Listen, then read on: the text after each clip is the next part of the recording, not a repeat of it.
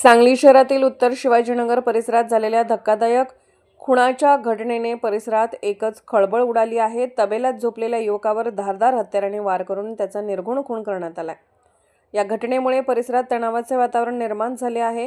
मिळालेल्या माहितीनुसार मयत युवक हा उत्तर शिवाजीनगर येथील तबेल्यात झोपलेला असताना संशयित आरोपींनी कोणत्या तरी वादातून एडक्यासारख्या धारदार हत्याराने त्याच्यावर वार केले।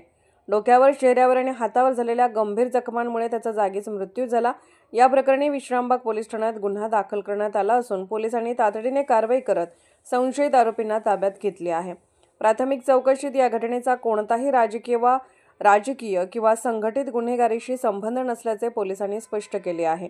घटनास्थळी वरिष्ठ पोलीस अधिकारी उपस्थित राहून पाहणी केली असून तपास पोलीस निरीक्षक माने यांच्या मार्गदर्शनाखाली सुरू आहे।